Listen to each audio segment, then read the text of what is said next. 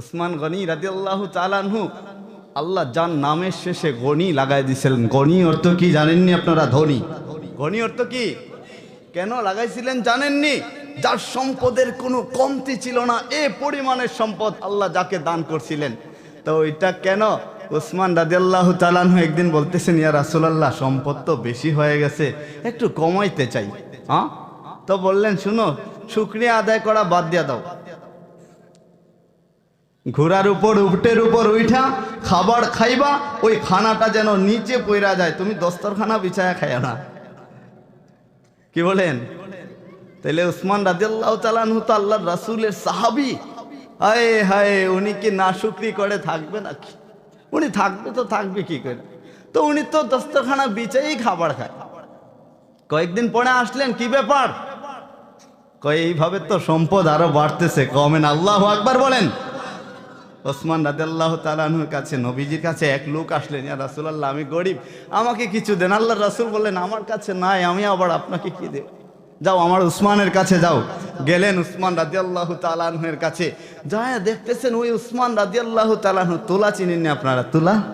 হ্যাঁ, তা আমার ভুল হইলে আমাকে ক্ষমা করবেন, কথাবার্তা অনেক সময় ভুল হয়ে যায়। তুলা উঠতেছে, তো উনি ওইটাকে ধরতেছেন, এই তুলা নিয়ে আয়, তুলা নিয়ে আয়। আরে তুলা জার্গি উড়িয়া ওটারে ধরবে না নি তুই? বুঝরানি কথা? তুলা জার্গি উড়িয়া ওটার ধরতে না, দমক দেরা। আয় হায়, তো যিনি গেছিলেন, তো উনি বলতেছেন, হায়, এত কিপটা, এত কার্পণ্য, এত কৃপণ, এত বখিল, ওর কাছে সম্পদ পাইবো কেমনে? ওর কাছে আবার আমি কি চাইবো? আল্লাহ রাসূল পাঠাইছেন তো ফিরে গেছে। তো এইভাবে তিনবার যখন আসছেন, 3 নম্বর বার আল্লাহ রসুলের সাহাবী হযরতে উসমানে গনি রাদিয়াল্লাহু তাআলা আনহু বললেন, কি ব্যাপার বেটা, তুমি এখানে আসতেছো আর যাইতেছো, কাহিনী কি বড় না? বলে, আল্লাহর রাসূল পাঠাইছেন। বলে, কেন পাঠাইছেন? কিছু আমাকে দিবেন আপনি? ঘোড়ার যে তখন তো উট ছিল, উট না, তো যারা রাখাল ছিল, রাখালকে বললেন, একটা উট দেয়া দাও। তো একটা উট দেয়া দিয়েছেন। তো যে উটটা দিয়েছেন ওইটার লিডার, মেইন যেটা আছে, মেইন বুঝেননি আপনারা? একবারে মেইন যে নেতা, একবারে মেইন নেতা, মেইন প্রধানমন্ত্রী, তারে দিছে। এখন ওটার পিছে পিছে বাকিগুলা যার, বাকিগুলা যার। তো এখন কইরা যে ওই যে বাকিগুলা যার, কিতা করতাম? বুঝেননি আমার কথা? বুঝেননি? আপনারা ভাষা একটু পরে হইব না, আগে শেষ করিলাই। কিতা করতাম? বলে, বাকিগুলা যেহেতু যার, সবগুলারে তুমি দেয়া দাও। আল্লাহু আকবার বলেন না? তো সবগুলা দেয়া দাও, সবগুলা দান করে লিছুন। ইয়া আল্লাহ, সম্পদ কমতো নানি, সব দান করে লিছুন, কমতো নানি, কমার কথা না, হিসাব অনুযায়ী। আল্লাহর রাস্তায় যদি কেউ দান করে, ওই দান কোনোদিন কমে না। আল্লাহর রাস্তায় আপনি দান করবেন তো ওই কবরের মধ্যে যে সাপ বিচ্ছু থাকবে, ওইটা ধ্বংসন করতে পারবে না। আল্লাহর রাস্তায় আপনি 1 টাকা দান করবেন, ওই 1 টাকাটা হাসরের ময়দানে আপনার নাজাতের উসিলা হয়ে যাবে ইনশাআল্লাহ। কই আওয়াজ কি? কে আওয়াজ দেরা না? ওটা করলে আমি যাই মুখে, কিন্তু কথা বললে হইতো না, সবাই আওয়াজ করা লাগবে। এখনো ও তখন মধ্যখানে এখনো রয়েছে বাকি জায়গা। হ্যাঁ, আল্লাহ রাস্তায় দান করলে বাড়ে না কমে? বলেন, বাড়ে না কমে? বাড়ে না কমে? চিৎকার দিয়ে বলেন, সামনে পিছনে ডানে বামে, বাড়ে না কমে? তাহলে আমরা চাই না যে ওই মালিকের রাস্তায় দান করে মালিক আমাদেরকে সম্পদশালী করুক, দুনিয়াতেও করুক, ওই আখেরাতেও করুক। সাউন্ডটা মনে হয় একটু কম না? কম না সাউন্ডটা? তা আল্লাহ যেন দুনিয়াতেও করুক, আখেরাতেও করুক, ওইটা আমরা সকলেই তো চাই।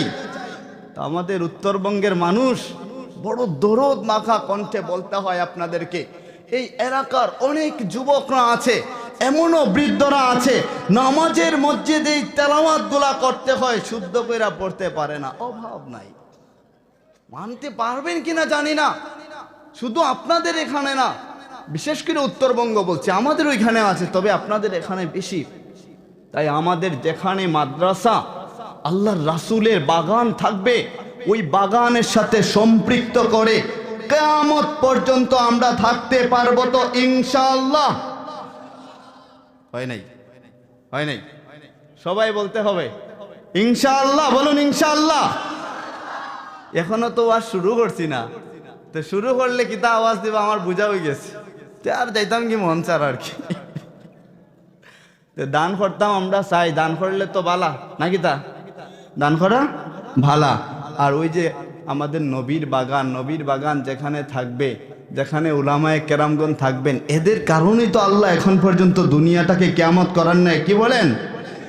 উনাদের কারণে, উনাদের সুহবতে তো আমরা চাই এই মাদ্রাসাগুলো বড় হয়ে যাক। এই মাদ্রাসার সাথে ইন্নাল উলামা ওয়ারাসাতুল আম্বিয়া, আল্লাহর রাসূল চইলা গেছেন, কিন্তু বইলা গেছেন আপনি যদি চইলা যান আপনার সম্পদের ভাগিদার যেমন কইরা আপনার সন্তান হয়, আপনার ছেলে হয়, আপনার মেয়ে হয়, আপনার মা ভাই বোন আত্মীয় স্বজনরা হয়, ঠিক তেমনিভাবে যেহেতু আল্লাহর রাসূল চইলা গেছেন, এবার আল্লাহর রাসূলের নবীওয়ালা দায়িত্ব এটা কারা অর্জন করবে, নবীওয়ালা দায়িত্ব কারা পালন করবে। এর জন্য আল্লাহর রাসূল বইলা গেছেন ইন্নাল উলামা ওয়ারাসাতুল আম্বিয়া, নিশ্চয়ই উলামায়ে কেরামের, আম্বিয়া কেরামের ওয়ারিস হচ্ছেন উলামায়ে কেরাম। তা আম্বিয়া কেরাম চইলা গেছেন, এখন ওই দায়িত্বটা পালন করবেন কে পালন করবেন বলেন? কে পালন করবেন? এটা আলেম উলামারা পালন করবেন। তো উলামায়ে কেরাম যেহেতু নবীওয়ালা দায়িত্ব পাইছেন, তো তাদের কথা মেনে চলার দরকার আছে না নাই?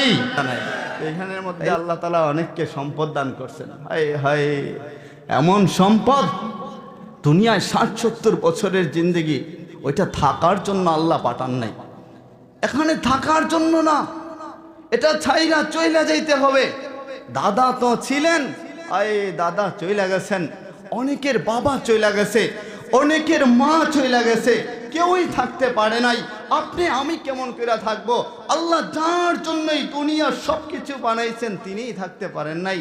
আকাশ দেখেন তো তার জন্যই, জমিন দেখেন তো তার জন্যই, পাহাড় দেখেন তো তার জন্যই, সমুদ্র দেখেন তো তার জন্যই, তিনি থাকতে পারেন নাই, চলে যাইতে হয়েছে। তাইলে আপনি আমি কেমন করে থাকবো? আপনি আমিও তো চলে যাইতে হবে। এখানে তো অনেকে আছেন বাবার লাশটা কাঁধে কইরা কইরা ওই কবরে নামাইছেন, অনেকে আছেন নিজের মায়ের লাশটাকে ওই কাঁধে কইরা কইরা কবরে নামাইছেন। যখন কবরে নামাইছেন, নামাইতে দেরি হয়েছে, আপনার চোখের পানিগুলা ওই মাটিতে জড়ায় পড়তে দেরি হয় নাই। হায়, তাদের স্মৃতিগুলা যখন মনে পড়া যায়, বুকটা ফাইটা যায়, ভিতরটা ফাইটা যায়। কেন আমিন বললাম? যে এই আয়াত তেলাওয়াতকৃত এখানে আল্লাহ কি কি বলেছেন এগুলা নিয়ে কথা হবে, আমল হবে। তো আমি আজকে বিষয় নিয়েছি আপনাদের মাঝে ওই কিয়ামত সম্পর্কে একটু ধারণা দিব। আমার চাইতে ভালো জানেন আমি জানি, কিন্তু আমি চাই ওই কিয়ামত যেহেতু অতি নিকটবর্তী, আল্লাহর রাসূল সাল্লাল্লাহু আলাইহি ওয়াসাল্লাম বলেছেন আল কিয়ামাতু গাদান, হ্যাঁ আল্লাহ বলেছেন আল কিয়ামাতু গাদান, কিয়ামতটা হয়তো আগামী কালকে, লাআল্লা গাদান, হয়তো আগামী কালকেই হয়ে যাবে। আল্লাহর হিসাব অনুযায়ী, নবীজির হিসাব অনুযায়ী যদি কিয়ামতটা আগামী কালকে হয়ে যায়, তাইলে বলেন দুনিয়ায় কতদিন আমরা বাইচা থাকি? হায়, আমাদের আগে কত হাজার বছর চইলা গেছে, শত বছর চইলা গেছে। ওই হাসরের ময়দানটা না জানি কত ভয়াবহ হবে, কত লম্বা হবে। হায়, সকলে এক বাক্যে মালিকের দরবারে বলি, মালিক যেদিন তুমি দুনিয়া ছাইরা কবরের বাসিন্দা করবা, হাসরের ময়দানে যেদিন আমাকে দাঁড় করাইবা, সেদিন তাদের অন্তর্ভুক্ত কইরো না যাদেরকে তুমি ধ্বংস করছো। সালেহিনদের সাথে তাদের অন্তর্ভুক্ত কইরো, নবীদের সাথে তাদের অন্তর্ভুক্ত কইরো, শহীদদের সাথে তাদের অন্তর্ভুক্ত কইরো। আমরা চাই কি চাই না? সকলে বলি চাই কি চাই না? তো আলহামদুলিল্লাহ, ওই হাসরের ময়দান সম্পর্কে আল্লাহ বলছেন আল কিয়ামাতু গাদান, আল কিয়ামাতু লাআল্লা গাদান, ওই কিয়ামতটা হয়তোবা আগামী কালকে হয়ে যাবে। তাহলে আমার তো মনে হয় হাসরের ময়দানটা কত লম্বা হবে, কত ভয়াবহ হবে। হায়, দুনিয়ায় 60-70 বছরের জিন্দেগি আপনি আমি হেলায় শেষ করে দিলে চলবে না। হেলায় শেষ করার জন্য আল্লাহ পাঠান নাই। আমাদের যুবকরা তো এমন, ওই দুনিয়ায় আইসা একটু যখন পাখনা গজায় বুঝুননি আপনারা? পাক যখন উঠি যায়, এ মোটরসাইকেল লইয়া, এখনো বহুত মানুষ আছেন মোটরসাইকেল লইয়া, ও ওখান থেকে ভবানীগঞ্জ থেকে আরেক জায়গা থেকে আরেক জায়গা এমন ভাবে ফুরুত ফারুত করে আয় আর যায়। যারা দোকানদার থাকে আরো মানুষ থাকে, এটা হয় ওটা মরে না কেন? কিতা কইন আপনারা? ওটা মরে না কেন? এই যে বদ্দুয়াটা, আমাদের যুবকরা আজকে মাটি কাঁপায়, মাটি, আমাদের যুবকরা এলাকা কাঁপায়। তারা বুড়াদের মনের মধ্যে ভয় সৃষ্টি করে দেয়, এলাকার মানুষের মনের মধ্যে ভয় সৃষ্টি করে দেয়। কিন্তু আমি তো বলি ওই যুবক, হায় হায়, আল্লাহ যৌবনের এত দাম করছেন, পুরো পৃথিবী একদিকে, আর যুবকের যৌবন আসতে দেরি ওই মালিকের কাছে পুরো পৃথিবীর চাইতে দামি হইতে দেরি হয় না। আল্লাহু আকবার বলুন। এত দামি যৌবন, আল্লাহ এত দাম দান করছেন আমাদেরকে, যুবকদেরকে আল্লাহ এত সম্পদ দান করছেন, যৌবন আসতে দেরি, কিন্তু আপনি সেজদায় লইটা পড়তে দেরি করার কথা ছিল না। উচিত তো ছিল ধনী ধন পাওয়ার পরে আল্লাহর কাছাকাছি থাকবে। উচিত তো ছিল যুবক যৌবন পাওয়ার পরে আল্লাহর কুদরতি পায়ে পড়া থাকবে। উচিত তো ছিল শিক্ষিত মানুষগুলা শিক্ষিত হওয়ার পরে আল্লাহর কাছাকাছি থাকবে। যারা কবরের বাসিন্দা আছে, আয় মালিকের দরবারে সদা সর্বদা আফসোস করতে থাকে, আবদার করতে থাকে, ও রব্বে করিম, ও রব্বে জালিল, ও মহান মহিয়ান রব, ও রব্বে কাবা, ও এলাহি, দুনিয়াতে এক সেজদা দেওয়ার অনুমতি দাও না। দেখবা এক সেজদা এমন ভাবে দিব, এমন খুশি করব, সেজদা দিয়া উঠতে দেরি হইবে, আপনি জিন্দেগিটা মাফ করতে দেরি করবেন না, পুরো জিন্দেগিটা আল্লাহ মাফ করে দিবে। কিন্তু আপনি আমি ফজরের আজান হয় ঠিকই, নামাজে যাইতে মনে চায় না। হায় জোহরের আজান হয় ঠিকই, মসজিদের মিনার থেকে আওয়াজ আসে ঠিকই, আমাদের যাইতে মনে চায় না। আসরের আজান হয় ঠিকই, নামাজে যাইতে মনে চায় না। মাগরিবের আজান হয় ঠিকই, নামাজে যাইতে মনে চায় না। এশারের আজান হয় ঠিকই, নামাজে যাইতে ভালো লাগে না, যাইতে মনে চায় না। কিন্তু এই শীতের সময় এক যুবকের যৌবনের মর্যাদা যেমন বেশি, এই শীতের সময়ে একটু অজু কইরা ঠান্ডা পানি দা যখন আল্লাহর দরবারে সেজদা দিবে, আল্লাহর আরশ পর্যন্ত কাঁপা যাবে, আল্লাহর আরশ পর্যন্ত যখন কাঁপবে। আয় ওই যুবকটা যেখানে নেশা করার কথা ছিল, মোটর সাইকেল দিয়ে চক্কর দেওয়ার কথা ছিল, মদ গাঞ্জা খাওয়ার কথা ছিল, সিগারেট হাতে নিয়ে থাকার কথা ছিল, ও রব্বে কারিম, ফেরেশতারা চিৎকার দেয়া বলবে, দেখেন না আপনার এই যুবক বান্দাটা কেমন করে আপনার কুদরতি পায়ে সেজদা দেয়, যেন আপনাকে কাছে পাওয়া যায়। মালিক, ওই যুবকের প্রতি আপনি সন্তুষ্ট হয়ে যান না।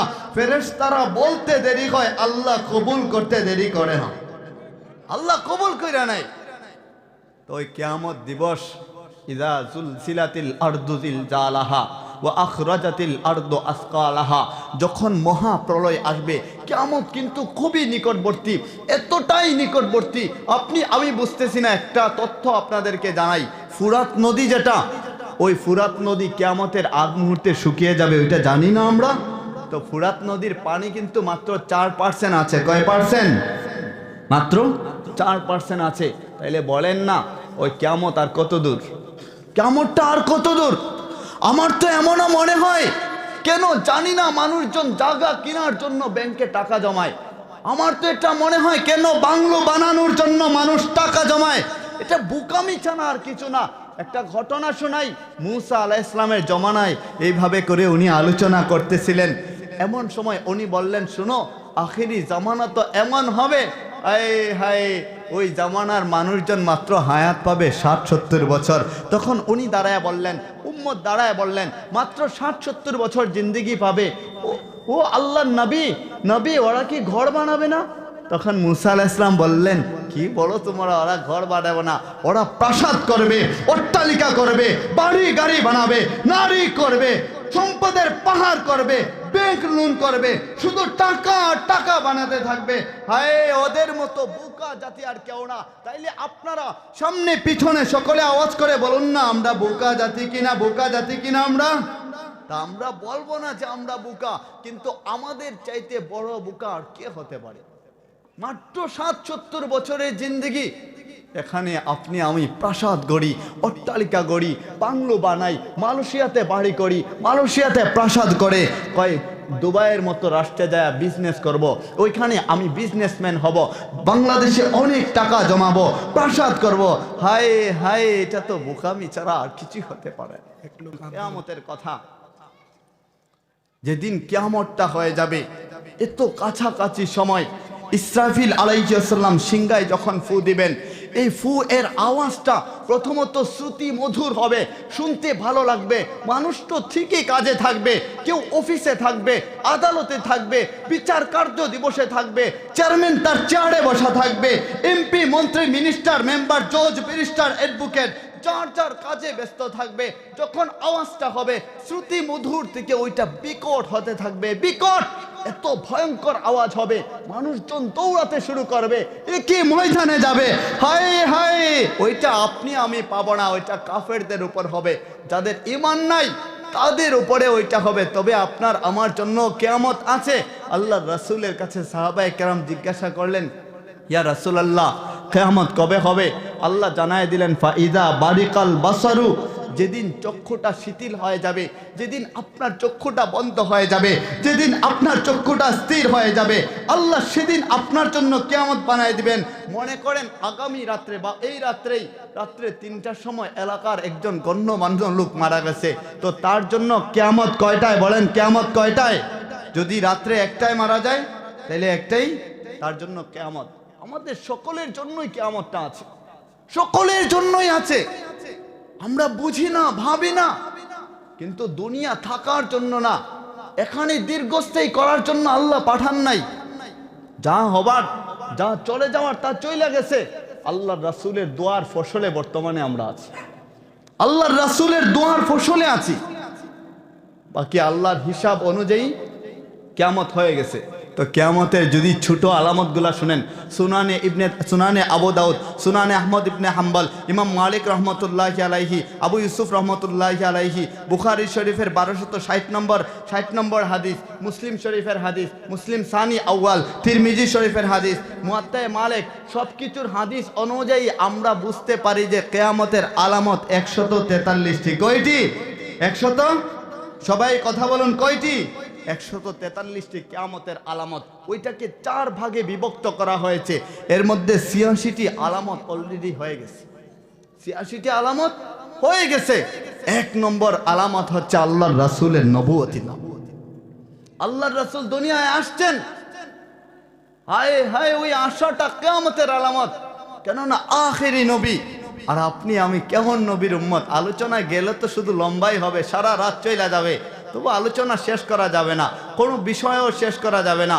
আল্লাহর রাসূল দুনিয়ায় আসতে দেরি হয়েছে, আপনার আমার জন্য সেজদায় লুইটা পড়তে দেরি হয় নাই।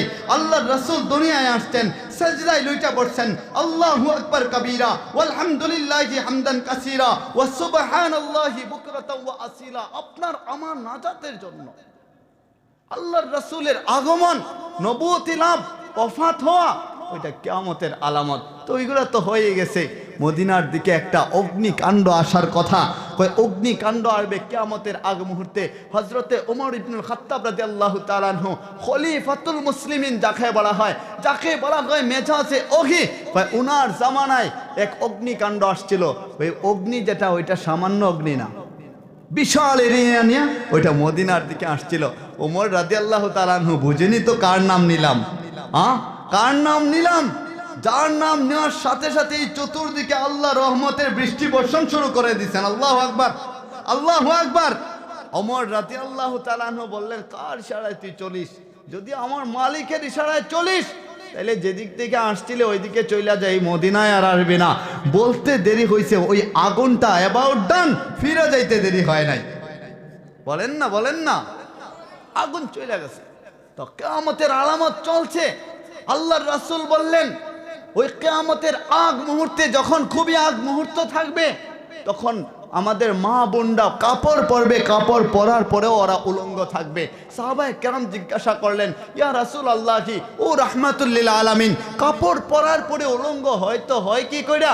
তখন আল্লাহর রাসূল বললেন যে ওরা তো বুরকাও পরবে, শরীর ঢাকা থাকবে, মুখ ঢাকা থাকবে, চোখ ঢাকা থাকবে, কিন্তু এমন ফিটিং ফাটিং পরবে। কয় এমন ফিটিং ফাটিং পইরা বেড়ায় না, বেড়ায় না আমরা সমাজও, ফিটিং ফাটিং ভরিয়া, তেরিং মিরিং ভরিয়া, উষা একটা জুতা লাগাইয়া এমন ভাবে বেড়ায়, এই রে হায়। তো যারা দেখান না, ও তারও চাইতে মন চায়, মন চায় না? পুরুষকে তো আল্লাহ বানাইছেন ওইভাবে, আকর্ষণ যাবেই। তো আকর্ষণ যাওয়ার পরে যখন আপনি আপনার চোখকে সামলাইতে পারবেন, এই চোখটা কোনোদিন জাহান্নামের আগুনে জ্বলবে না। তো আমরা চাই না যে আমাদের চোখটা যেন জান্নাতি হয়ে যায়, চাই কি চাই না? বলুন, সকলে বলুন, চাই কি চাই না? তো কিয়ামতের আগ মুহূর্তে এমন অবস্থা হবে, 86টা আলামত হবে। হযরতে হুযায়ফা রাদিয়াল্লাহু তাআলা আনহু একদিন সাহাবায়ে কেরামের সাথে বৈশা গল্প করতেছেন। ও সাহাবায়ে কেরাম, তোমরা কি নিয়ে আলোচনা করছো? তখন আল্লাহর রাসূল বললেন, আল্লাহ রসুলের সাহাবী হুজাইফা বললেন, ইয়া রাসূলুল্লাহ, আল কিয়ামা, কিয়ামত নিয়ে আলোচনা হচ্ছে। আল্লাহর রাসূল বললেন, হুজাইফা শোনো, যখন পর্যন্ত 10টা আলামত প্রকাশ না পাবে ততক্ষণ পর্যন্ত কিয়ামত হবে না। কয় 10টা আলামত কি? একটা আলামত, আকাশ থেকে একটা ধোঁয়া আসবে, যেই ধোঁয়াটা পুরো পৃথিবীর পশ্চিম পূর্ব শিমাল জুনুব উত্তর দক্ষিণ সর্ব জায়গায় সর্বস্থানে ধোঁয়া চড়াবে। তখন মানুষজন হাহাকার করতে থাকবে, হায় এই ধোঁয়াটা আসলো কই থেকে, কোথা থেকে আসলো? এটা কোরআন বলছে, হাদিস বলছে, আল্লাহর রাসূল বলছেন, কিতাব থেকে পাওয়া যায়, হাদিসের কিতাব থেকে পাওয়া যায়, সবগুলা থেকে আমরা পাইছি। ওলামায়ে কেরাম বলছেন, এখন মানুষজন বিশ্বাস করতে চায় না। যদি নাসা বলতো, যদি বৈজ্ঞানিক বলতো, তাইলে এমনিতেই বিশ্বাস করে আনিত। দেখতানা এলাকার মাঝে ওরহান আরম্ভ হয়ে যেত, এই কয়েকদিন পরে ওলাহান একটা দোয়া আইব, এই দোয়াটা ইয়া রাস্তা বাড়ি ঘর পুরা পৃথিবীটারে আইন্দার হরি লাইব, সাবধানে তাকিও। যদি নাসা হয় আমরার মাঝে এরকম অবস্থা হয় কি হয় না? হয় কি হয় না? নাসা হইলে বৈজ্ঞানিক হইলে হয় হয় কি তা ওই যে বঙ্গোপসাগরের অভ্যাস থেকে ঘূর্ণিঝড় মুখা আসতে পারে পারে পারে, কিন্তু না, অন্যদিকে চলে গেছে। নাসার কথা বিশ্বাস করে মানুষজন। আল্লাহ যেখানে বলছেন, আল্লাহর রাসূল যেখানে বলছেন, ওইখানে আমরা ভিতর থেকে বিশ্বাস করতে চাই না, ওইটা বিশ্বাস করতে পারি না। একটা ধোঁয়া আসবে, পুরো পৃথিবীটাকে অন্ধকার করে দিবে। ইয়াজুজ মাজুজ আসবে, এমন একটা সম্প্রদায়, যে সম্প্রদায়কে হযরতে যুলকারনাইন বাদশাহ, মুসলমান বাদশাহ, যিনি পুরো পৃথিবীর বাদশাহ ছিলেন, উনি সীসা দিয়ে আবদ্ধ করছেন। প্রতিদিন ওরা সকাল থেকে সন্ধ্যা পর্যন্ত, সন্ধ্যা থেকে আবার সকাল পর্যন্ত, ওদের জিহ্বাটা এত পাওয়ারফুল, এত শক্তিশালী ওদের জিহ্বা আল্লাহ দান করছেন। ওই জিহ্বা দিয়া, সীসা দিয়ে যেটা বাউন্ডারি আছে, ওইটাকে চাটতে থাকে আর পাতলা করতে থাকে। যখন কাগজের মতো পাতলা হয়ে যায়, ওরা বলে এখন আর করবো না, ক্লান্তি, আগামী কালকে এসে ওইটা একটু দিব আর ওইটা তো খুইলা যাবে, তখন পৃথিবীতে বের হয়ে আসবো। আল্লাহু আকবার। যখন তারা পরের দিন যায়, যায়া দেখে যেভাবে ছিল দেওয়ালটা ওইভাবেই রয়ে গেছে। কন্যা আল্লাহু আকবার, কন্যা আল্লাহু আকবার। একটু কথা বলেন, নাইলে শেষ করে দেব। আল্লাহু আকবার বলেন না, আল্লাহু আকবার। যেভাবে ছিল ওইভাবেই আছে। তো কিয়ামতের আগ মুহূর্তে ওরা বলবে, ইনশাআল্লাহ আগামী কালকে বের হয়ে আসবো। ইনশাআল্লাহ বলতে দেরি হবে, আল্লাহ কবুল করে তাদেরকে দুনিয়ায় পাঠাতে দেরি করবেন না। তো কাফির সম্প্রদায়, জালিম সম্প্রদায়, সেখানে যদি তারা ইনশাআল্লাহ বলার কারণে আল্লাহ তাদেরকে নুসরাত করেন, মদদ করেন। আপনি আমি তো মুসলমান, আমাদের ভিতরে সম্পদ আছে, পুরো পৃথিবীর চাইতে দামি সম্পদ ঈমান আছে, সেখানে আপনি আমি ইনশাআল্লাহ বলতে বাধা কোথায়? সুতরাং আসুন, আজকে থেকে যে কোনো কাজ করার আগে ইনশাআল্লাহ বলবো তো? বলুন না ইনশাআল্লাহ, ইনশাআল্লাহ, ইনশাআল্লাহ। যে কোনো করার কাজ আগে আপনি বলবেন ইনশাআল্লাহ। ওইটাতে বরকত দিবে কে? বরকত কে দিবে? আমাদের হায়াতের মালিক কে? সকলে বলেন, বলেন না কেন? সকলে বলেন না। হায়াতের মালিক কে? মৌত কে দেয়?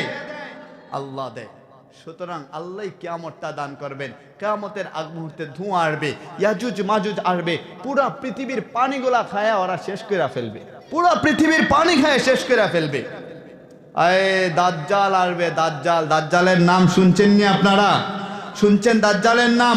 ওই দাজ্জাল কেমন ভয়ানক, যেখানে সব ইমামরা, সব উলামায়ে কেরাম বলছেন দাজ্জাল আসবে, মানুষ রূপে আসবে, একটা চোখ কানা থাকবে, মুসলমানরা তার কপালে দেখতে পাবে কাফির লেখা আরবিতে।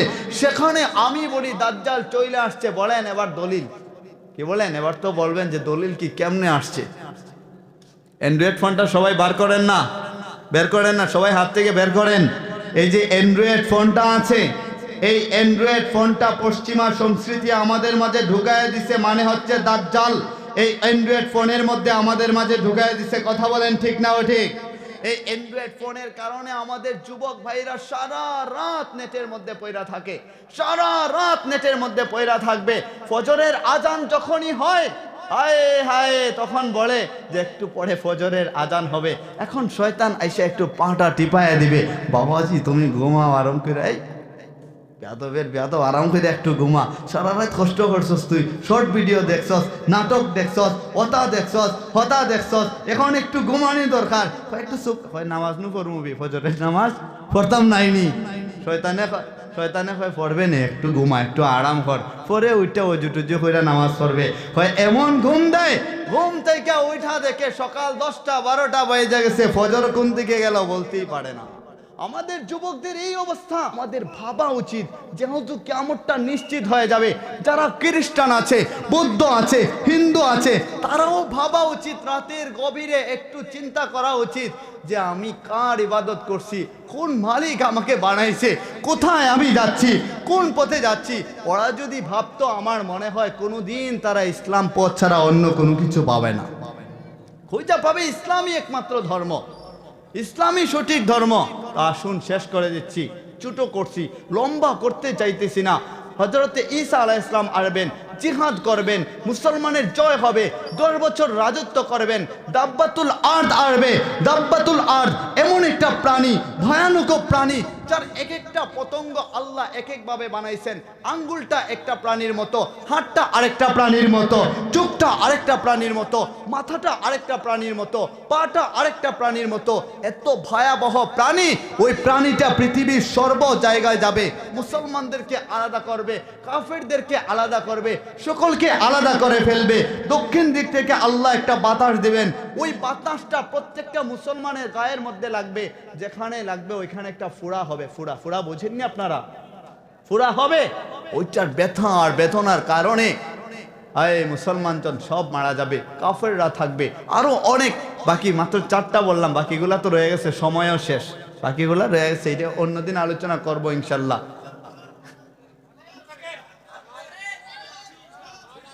আচ্ছা আচ্ছা, যারা আছেন আপনারা লেতে সুন্দর হয়ে সামনে আইও, আমার মজা লাগবো। তাই যত সময় হইবা অত সময় আইন, সামনে আইন, আইন আইন, সামনে আইন। তো ওই দাব্বাতুল আরদ যখন আসবে, ওই দাব্বাতুল আরদ পৃথিবীর সব মুসলমানদেরকে আলাদা করবে, কাফেরদেরকে আলাদা করবে। মুসলমানরা আলাদা হয়ে যাবে, কাফের আলাদা হয়ে যাবে। দক্ষিণ দিক থেকে বাতাস আসার পরে ফোড়া হবে। ওই ফোড়ার পাওয়ারের কারণে, যন্ত্রণার কারণে মুসলমান মারা যাবে, কাফেররা থাকবে। 100 বছর কাফেররা রাজত্ব করবে। কয়শো বছর? 100 বছর রাজত্ব করবে কাফেররা। এখন তো জাতিসংঘ আমেরিকা, জাতিসংঘ এখন আমেরিকা। তখন আমেরিকা থাকবে না। কিয়ামতের আগ মুহূর্তে তো যারা অযোগ্য তারা যোগ্য হয়ে যাবে। কি বলেন? সমাজে আছে না নাই? অযোগ্যরা যোগ্য আছে না নাই? আছে না নাই? অযোগ্যরা যোগ্য হয়ে যাবে। আফ্রিকা তখন জাতিসংঘ থাকবে। আফ্রিকা, আফ্রিকা এখন হিসাবে আছে নাকি? ওইটা হিসাবেই নেই, সেখানে জাতিসংঘ থাকবে। ওই যে অযোগ্যরা যোগ্য হবে, অযোগ্যরা যোগ্যর চেয়ার তো পাচ্ছে, আগেও তো ছিল, এখনো আছে, এটা থাকবেই। কারণ কিয়ামতের আগ মুহূর্ত হয়ে গেছে। ওই কিয়ামতের আগ মুহূর্তে দাব্বাতুল আরদ যখন আইসা সবাইকে আলাদা করবে, হায় আপনি আমি তো এখন বুঝবো না। সাফার মারওয়া নামক যে পাহাড় আছে, ওইটার মধ্যবর্তী স্থান থেকে, আবার কোনো ওলামায়ে কেরামগণ বলছেন মাটির থেকে, যেখান থেকে ওইটা আসে না কেন আসবে, ওইটা নিশ্চিত আসবে, ওইটা নিশ্চিত। 3টা ভূমিধস হবে। ভূমিধস বুঝেননি? একটা হচ্ছে ভূমিকম্প, পৃথিবী নাড়ায় দেয়, ওই যে নাড়ায় দিলাম, ওইটা ভূমিকম্প। আর ভূমিধস হচ্ছে যেখানে ভূমিধস হবে ওইটা মাটির তলে চলে যাবে, মাটির নিচে চলে যাবে। 3টা ভূমিধস হবে। একটা হচ্ছে পৃথিবীর পূর্বাঞ্চলে, পূর্বাঞ্চল চিনেননি আপনারা? আমাদের বাংলাদেশ, আমাদের বাংলাদেশ, মিয়ানমার, শ্রীলঙ্কা, পাকিস্তান, ইন্ডিয়া, এগুলা পূর্বাঞ্চলে পড়ে, পূর্বাঞ্চলের মধ্যে এগুলা পড়ে। ভূমিধস হবে পূর্বাঞ্চলে, মাটির তলে চলে যাবে। পশ্চিমাঞ্চল একটা ভূমিধস হবে আমেরিকা। পশ্চিমা সংস্কৃতি আমাদেরকে ধ্বংস করছে কিনা বলেন? বলেন। এই কারণে ওই পশ্চিমা সংস্কৃতি, পশ্চিমা দেশে একটা ভূমিধস হবে, ওদের দেশটা মাটির নিচে চলে যাবে। ওইটা কিয়ামতের আগ মুহূর্তে। আর আরব ভূমিগুলা যেটারে আমরা হই যে আরব, আরব আল্লাহর রসুলের কারণে তার এখনো কিচ্ছু হয়েছে না। যদি আল্লাহর রসুল নাই তা আমার মনে চাই তার গাঢ় ধরি ধরি একটা মাটির তলে ঢুকানি দরকার আছিল। কিতা হইন আপনারা? ইতাই যেটা আরম্ভ করছে, যেটা আরম্ভ করছে ওটাই না, ওটা আখটা দেখলে মেজাজ খারাপ হয়ে যায়। এই যে ওটা করেন না, ও কারণে আরব দেশের মধ্যে একটা ভূমিধস হবে। আরব দেশ, পৃথিবীর পূর্বাঞ্চল, পশ্চিমাঞ্চল, 3টা ভূমিধস হবে। 3টা ভূমিধস।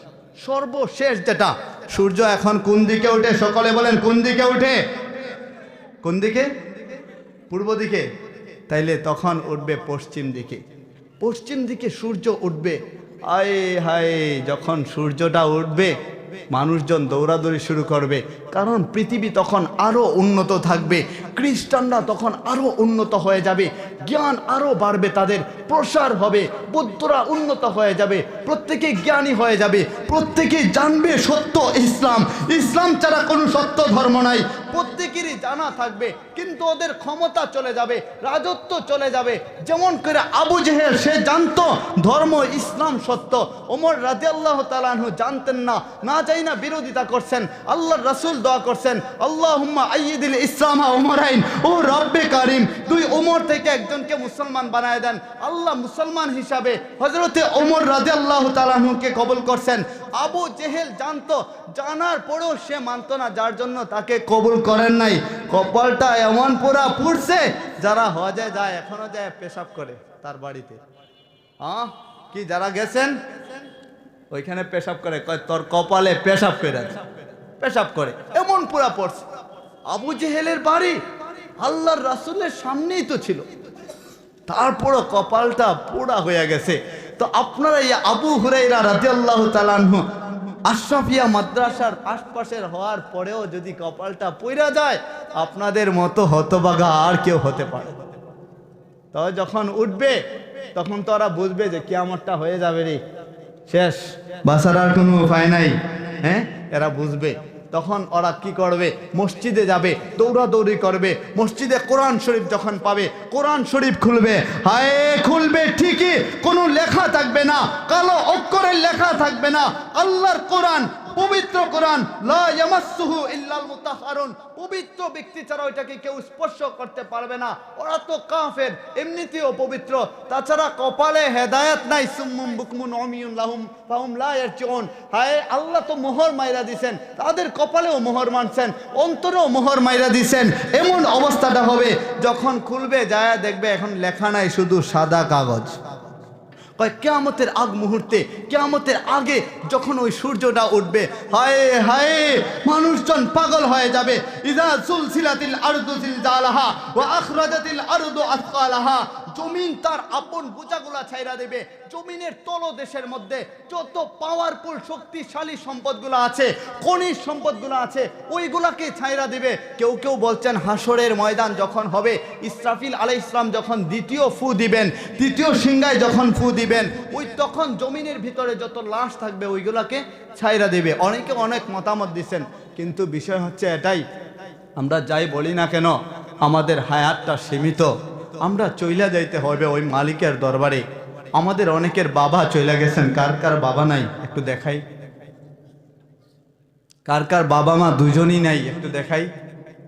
আল্লাহ আল্লাহ আল্লাহ আল্লাহ আল্লাহ সকলকে কবুল করুক। তারা কোনো ঘাটে আটকা পড়া থাকলে তাদেরকে মাফ করে দেন, বলুন আমিন। আমাদেরকে ওই কবরের বাসিন্দা হইতে হবে। এটা এমন একটা ঘর, যেই ঘরের মধ্যে আলো নাই, যেই ঘরে বাতি নাই, বিছানা নাই, কিছুই নাই, ওই ঘরের মধ্যে আপনি আমি থাকতে হবে, একা থাকতে হবে। দুনিয়ায় ঘরের মধ্যে যদি রাতের বেলা না ফেরেন, মা কষ্ট পায়, কলিজা ভাইটা যায়, বাবা কষ্ট পায়, কলিজা ভাইটা যায়, চিন্তা করে আমার সন্তানটা কখন আসবে, চিন্তা করতে থাকে, চিন্তা করতে থাকে, কান্না করে অনেক সময়, সন্তানটা কেন এখনো আসছে না। আয়, আপনি আমি যখন চইলা যাব, মসজিদের মাইক থেকে আলান আসবে, অমুকের জানাজার আর 20 মিনিট 30 মিনিট বাকি আছে। আপনার মায়ের কানের মধ্যে যখন যাবে, বাবার কানের মধ্যে যখন যাবে, আদরের স্ত্রীর কানের মধ্যে যখন এই কথাটা যাবে, আপনার সন্তানের কানের মধ্যে যখন এই কথাটা যাবে, আপনার জানাজার 20 মিনিট 30 মিনিট বাকি আছে, শুনতে দেরি হবে, চোখ দিয়ে অশ্রু জমিনে পড়তে দেরি হবে না, চোখ দিয়ে জমিনে অশ্রু ঝরায় পড়বে। আয়ে কান্না করতে থাকবে, একটার পর একটা খবর আসতে থাকবে, অমুক মারা গেছে, মানুষজন দৌড়ায় বাজারে যাবে, আপনার আদরের ছোট ভাইটা দৌড়ায় দৌড়ায় বাজারে যাবে, আর যায় বলবে আমার ভাইয়ের জন্য কাফনের কাপড় দেন, কাফনের কাপড় আনবে, গরম পানি করবে, পুরুই পাতার গরম পানি একত্রিত কইরা জীবনের শেষবারের মতো বিদায় জানাবে। আয়ে এমন একটা বিদায়, যেই বিদায়ের পর আর কোনোদিন কেউ আপনাকে ভাইয়া বলে ডাকবে না, খালা বলে ডাকবে না, দাদা বলে ডাকবে না, মা বলে ডাকবে না, চাচা বলে ডাকবে না, চাচি বলে ডাকবে না। এমন একটা বিদায় দিবে, আমাদের ভিতর থেকে যখন রূহটা চলে যাবে, রিজাল লা তামশি, পা থাকবে চলতে পারবো না, ইয়াদুন লা তাতলি, হাত থাকবে ধরতে পারবো না, আইনুন লা তানজুর, চক্ষু থাকবে কিন্তু আপনি আমি দেখবো না, আকলুন লা তাতাফাক্কার, আকল থাকবে ভালো মন্দ করতে পারবো না। সেদিন এমন একটা অবস্থা হবে, ভাইরা বলবে লাশ, মায়েরা বলবে লাশ, সবাই একই সুরে বলতে থাকবে লাশ লাশ লাশ। আপনার আমার আপন তো দুনিয়াতে জন্মের সময়ও কেউ ছিল না, ওই মইরা যাওয়ার পরেও কেউ নাই। এটাই বাস্তব, এটাই সত্য। কারণ হাসরের ময়দানে মানুষজন দৌড়াদৌড়ি শুরু করবে মাত্র এক নেকির জন্য।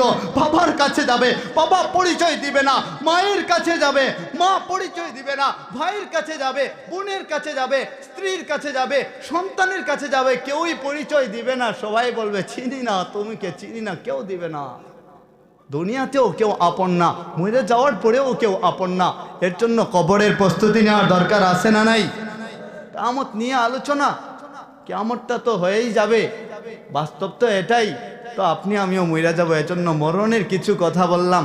যখন খাটিয়া আপনার বাড়িতে আসবে, খাটিয়া চিনেননি? খাটিয়া এমন একটা বাহন, চার পাওয়ালা বাহন। হায়, ওই বাহনের মধ্যে মানুষ উঠতে চায় না, মানুষ উঠে না, ভয় পায়। জীবনে একবার উঠে, তাও নিজে উঠতে পারে না, অন্য উঠায়। চারজনে বহন করে আপনাকে নিয়ে যাবে মাঠে, জানাজার নামাজ শুরু হবে। আয় মানুষ কান্না করবে, বাবা দাঁড়াবে, হয়তো ভাই থাকলে ভাই দাঁড়াবে, কান্না সুরে একটু আমাদের প্রশংসা করবে। এটাই তো, হ্যাঁ, ঋণ পায়ে থাকলে পরিশোধ করে দিলেন, এটাই তো বলবে। আর কি বন্ধু বান্ধব আসবে, একটু দেখা নেই না আমার বন্ধুরে, জীবনের শেষবারের মতো কবরে চলে যাব। হায়, তারপর যখন বাড়ির আঙিনা দেয়া নেওয়া হবে, আপনার মা যখন দেখবে সন্তানটাকে নিয়ে যাচ্ছে, আপনার আদরের ছোট সন্তান 3 বছর 4 বছর, তারে জড়ায় না ধইরা ঘুমাইলে আপনার ভালো লাগে না।